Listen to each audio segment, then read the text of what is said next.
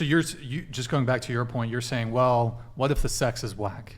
Yeah, what's wrong with giving it a test drive before you commit? You know Ain't nothing wrong. Well, one thing I would point out is for you to be bad in bed as a woman, you have to severely be fucking up in some way. Like, it's like, I just can't imagine. It happens.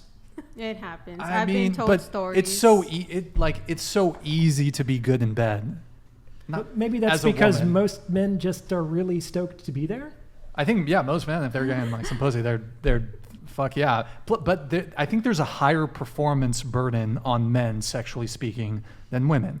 But I think you can find out, before you actually have sex, you can find out if you have sexual chemistry. It's not just the actual genitals involved.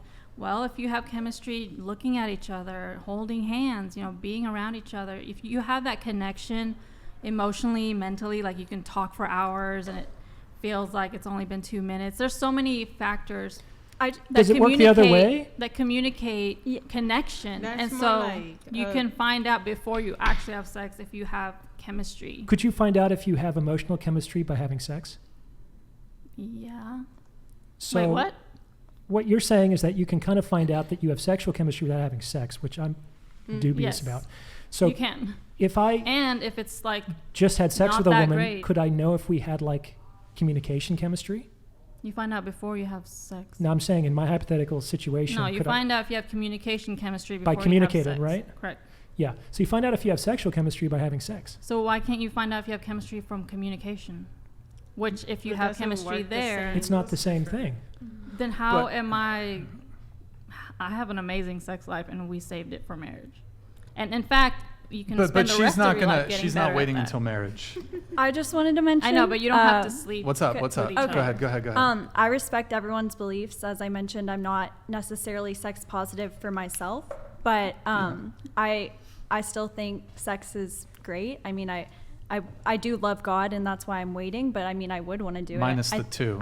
Minus the two. But I'm forgiven. I'm forgiven. Indiscretions. Yeah. But I do think sex is. I mean, I want to have sex. I think sex is good. Good times. But okay, just to go back to your point really quick.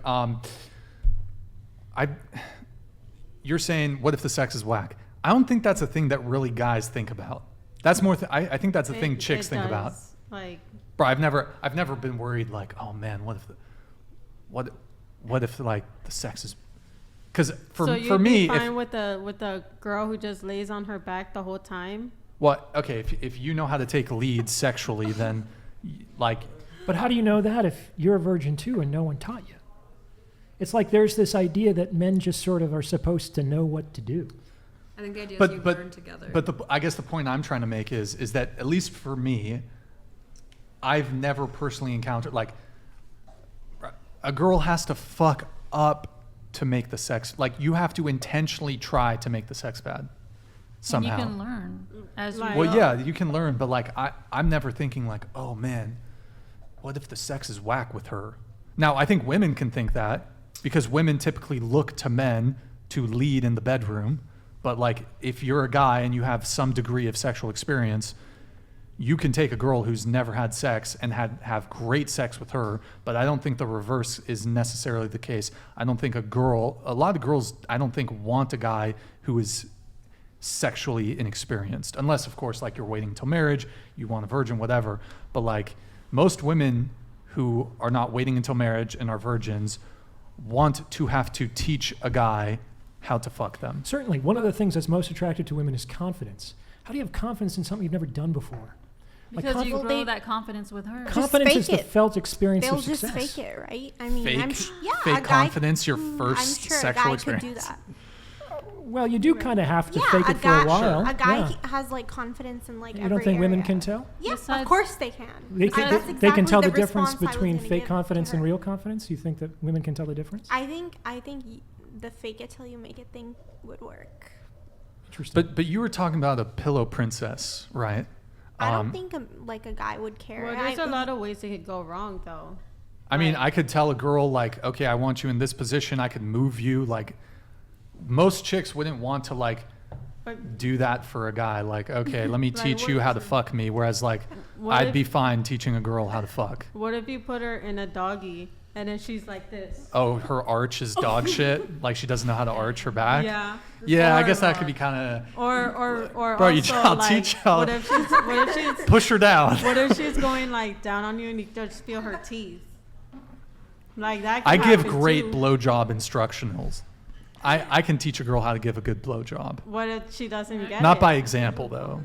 Not by example. I mean, I think in general, if you're hiring somebody for a position, it's like, what's more attractive? Somebody who's like willing to learn, or someone who already knows what to do? Do you think women Definitely want to willing be to compared learn. by his previous sexual partners? I don't think either partner wants to be Exactly. compared to previous partners. So it's not like, oh, I'm so glad you've slept with 50 women. Now you can do that with me. Like, no, I wouldn't. Most women would not want that.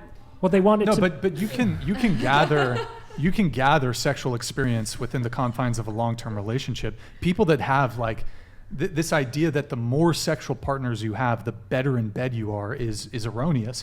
Because I would say that someone who's had maybe a handful of long-term relationships has probably had more sex than someone who's just like having one-night stands here and there. Yeah, so you're having more sex. So I think you're going to be more experienced in that realm. You get the quality and the quantity. So this idea that a woman who's only had 1 or 2 or 3 sexual partners is going to be worse in the bedroom than a woman who's had 100 one-night stands, I don't think so at all. I think a woman who's had 1, 2, 3 long-term relationships and has had a lot of sex with those men, I mean, to be fair, she should be a virgin. But and pushing that rhetoric doesn't really encourage the whole like gatekeep your body message to women. Because if you're saying men need to have that experience with other women, well, guess what? Those other women are going to be increasing their body count.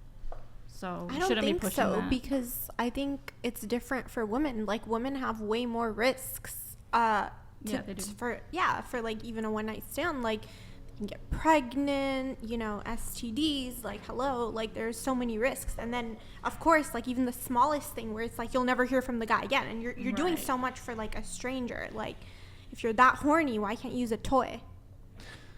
Okay, just bringing it back to Farha here. Did I say your name right? Yeah. Did I say it right this time? Okay. So just really quick on the hookup thing, and then I have 1 or 2 super chats, and then we're going to wrap the show. Agree or disagree, and perhaps I can open this up to the rest of the panel. Who is more capable of being promiscuous, men or women? Women. Women. Okay. I mean, so wouldn't that lend itself a bit to women have more control when it comes to hookup culture? We already talked about this. Women are the gatekeepers of sex, but I was saying Yeah. men misrepresent their intentions. They misrepresent whether they're being exclusive to that woman, and that could lead the woman to kind of open up the gate under a false premise. But do you think all women who are engaging in sex, it's always like going in with the intention of having a long-term relationship? I'm sure there's women that go out to parties, go out to clubs, and they're like, he's hot, hook up. Like, I don't think all women have sex in pursuit of a relationship necessarily. Not all. Do you think I agree most? with that. I think Most? it's very socially unacceptable to admit that, but women will give sex. Goes down at the club, Yeah. goes down at the bar, When goes the down attraction at is the high frat enough, party. the woman will provide sex, even not under false pretenses. And think about traveling too. Shit, it goes down. When you're traveling, you know that there's no shot of anything long term. If you're doing fucking Euro rail pass in Europe, like people hook up when they're traveling. So Well, there's that's no expectation of long term there. kind of what makes it safer. It's like, I think that a lot of men have this idea. Well, I think women have this idea that all men want sex, and that's true. But it's not the only thing that we want. And I think the converse is that men tend to have this idea that all women want a relationship. And I don't think that that's as true as the opposite. It's like women want a relationship just from the people that they want to have the relationship from.